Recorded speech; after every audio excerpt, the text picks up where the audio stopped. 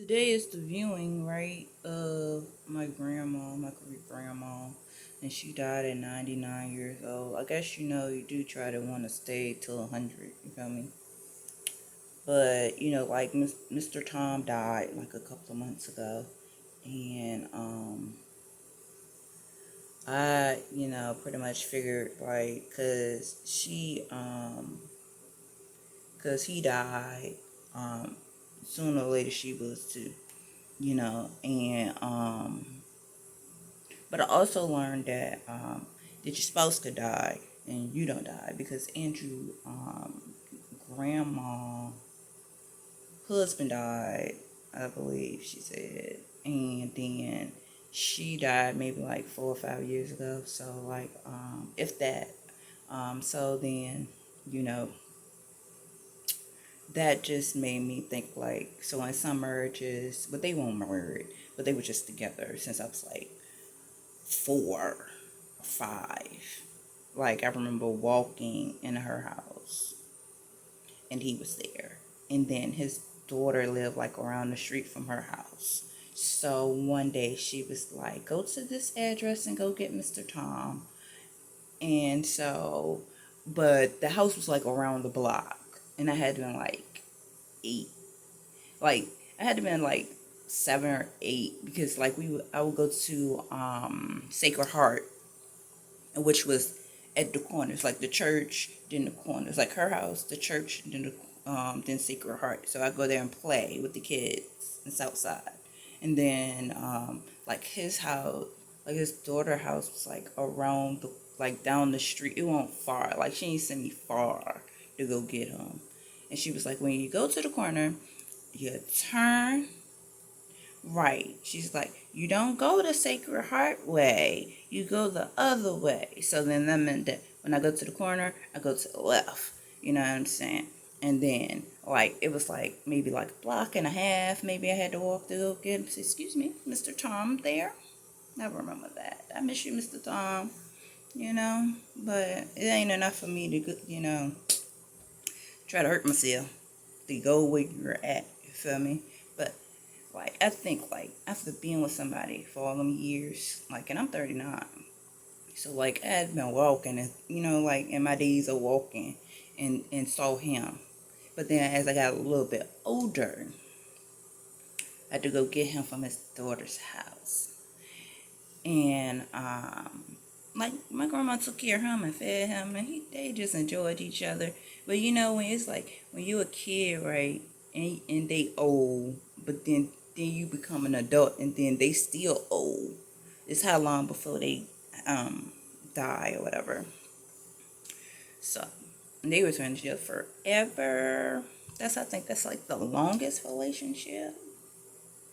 But I think that um Mr. Tom's daughter just didn't like Big Mom or some, because she was like, and I don't like when you go over there because you come back different. Child, if somebody want to take care of your daddy, but you ain't got to take care of him, go for it. Because at the end of the day, you could be sitting in a mansion, and your daddy could be sitting in a mansion, chair, and somebody got to come take care of daddy. You could have your own full life in your own house. Somebody got to take care of your daddy. You know what I'm saying? Or your mama. So I think that they lived a fulfilled life. So I guess that's why I'm not crying. You know what I'm saying? Or feel a kind of way. But then really the impact is when you go to the funeral home and you have to look at the person. Like when I had to look at my grandfather and his casket on my dad, that was heartbreaking because I love my grandfather. That was really heartbreaking. Like my grandfather was the type of man that said that um, like the year that I graduated, my dad didn't want to help with school stuff, like school pictures and stuff. So then it was more so like I'm not really interested in taking all these different types of pictures and stuff because my mom was struggling and my dad wasn't helping. Okay. So it was like a lot of stuff that the kids did, I just didn't do because I didn't want to beg my mom for money. You know what I'm saying? But then my mom found out about it And then that's how I took pictures and stuff. And she was just like, well, why didn't you tell me? And I just simply said, because dad is not helping the way that he should be helping. And your money got to pay the mortgage and the light bill and the water bill, you know what I'm saying? And I didn't want to put you in a bind, that's all. And I'm a very considerate child, so I didn't think of it as to, it doesn't matter if your dad can do something or not. I just was more so thinking like, because you got to pay all these bills. I don't think that, paying this is all that important. And then in my school years, people teased me. So like, and then pictures wasn't the best thing for me. It took like for us to do freestyle pictures in order for me to actually get, like, oh, I'm cute. This, I'm fine. You know what I'm saying? So, it does take kids sometimes to really actually understand their, you have hair right here. And, like, all children, God ain't made all children to have hair right here. But that is just, you know, like what I went through when I was in school, like my dad at one point worked at Richmond Public Schools, but I just think maybe when you have to comprehend from a child to an adult that you have to take care of your own business, have your own house, have your, you know what I'm saying, like everything together. And when you have kids, you know what I'm saying, it kind of like takes away from you having whatever you get, it depends on your mind frame. It depends on who your parents are. You feel what I'm saying? You have to be in the right mind frame. And so if you're not in the right mind frame, then you're adult. You can't teach your child what you should be able to teach your child. So my dad didn't teach me a lot of things when I was in school, but or if I needed help with homework or something, he couldn't help me do that because he has comprehension problems. And I learned that when I was at Sacred Heart one summer, and there was a tutor, right? And I sat with the tutor in him, and that's when I realized like my dad has problems comprehending and different stuff. That's when I learned that.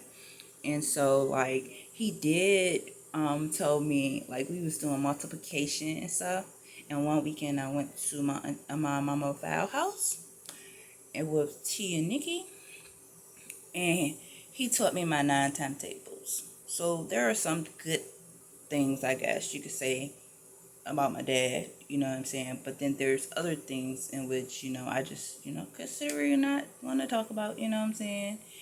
But like, because I struggled in school, where I placed myself into a learning disability class, because I couldn't get, like with certain things that I couldn't comprehend that the teacher was saying. You know what I'm saying? And you have to be able to teach the kids the basics. So if you can't teach the child the basics, how is they supposed to get anything else? How is anything else supposed to click? So yeah, so when I got to high school, because I did that, there was a class that helped me with an extra point in my graduation. You know what I'm saying? I took a special math class in high school. And what the special math class taught me was that this is how these problems are to be solved. So then, but I couldn't get algebra. I still can't get algebra. Like, that was just a class, like, that they shouldn't have put me in. Because that was just like you're having me to comprehend on a level that I ain't understand. And you have to break it down to the lowest. But see, everybody in my class thought that I wasn't going to graduate because of that one class. And I told them that I've taken enough math classes and I shouldn't be in this math class. Okay, so like in school, you have to take 3, let's say we're supposed to take 3 math classes and 4 English classes and maybe like 4 histories or something. Like I had took the number of math classes that I was supposed to take in order to graduate. Okay, so then, I went to summer school. So I'd be like, I'm a part of Georgia Wolf too because I went to summer school at Georgia Wolf. And regardless that I didn't get my diploma from Georgia Wolf, I did a government class. Okay, so then I didn't have to take history and didn't have to take my math class. I didn't have to take my history class. But then you have to take the English class. And I am not one to speak in front of people. Like now, I kind of like getting it how to talk in front of people. But at first, no. Well, it was nice talking to everybody. I am just trying to get over this grieving thing. You know what I'm saying? As easily as possible. If I post something and I don't know, like with sex education, I taught a class and children was in middle school.